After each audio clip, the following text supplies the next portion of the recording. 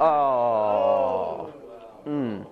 I was actually going for a Masonic reference, but You don't know football matches. I don't. That's kind of the joke. I try that. Yeah. That's 10 points off though. That's 10 points off. I'll have to get extra credit. You guys ready? Ready when you are, bro. Alrighty. So, Thomas Hobbes said that mankind was evil. He believed that we are completely incapable of functioning as a moral, civilized society without an all-powerful, absolute ruler. He believed that we are barbaric and violent, and that we care for no one but ourselves. I don't believe that. I don't. You see, if humans didn't have at least an ounce of kindness in them, history would have played out a lot differently. And we also see it in the values we instill in places like the Citadel. But it's not just because we instill these values in institutions. It's also because of our concept of a hero. Stories spanning back centuries of men and women conquering great and mighty beasts, fighting dragons and slaying witches. But something common among most of these heroes is a central value of kindness and love towards their fellow man. And I believe kindness and love are part of the reasons we are not evil. I read an internet story a couple of years ago. Many of you may have read it before.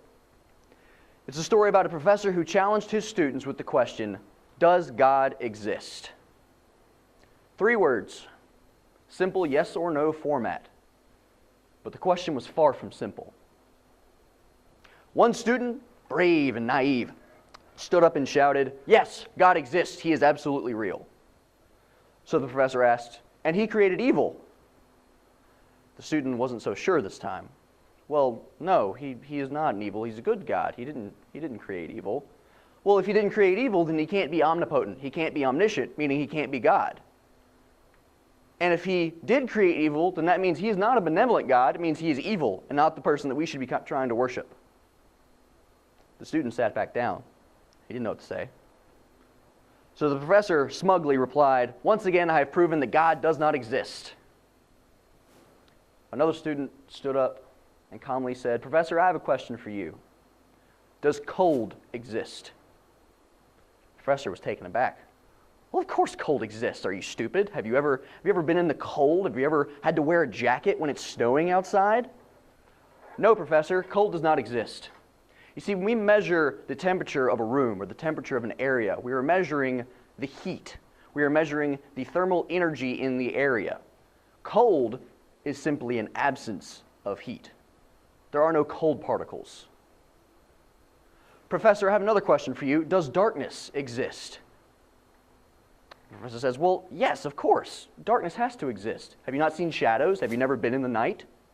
Again, Professor, you are wrong. Darkness does not exist. When you measure an area or you measure a room to see how dark it is, you're not measuring darkness. There are no dark particles. You are measuring how much light is or is not present in the room. I have one final question for you, Doctor. Does evil exist? At this point, the professor's confidence is a little bit shot.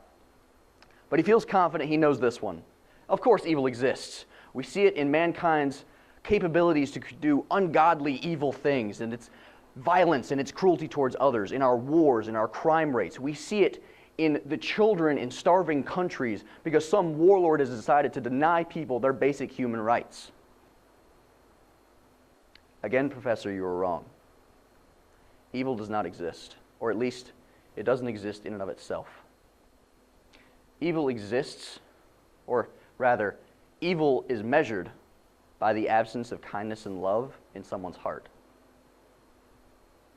You see, mankind doesn't have an increase in capability to do cruel and evil things because they are cruel and evil.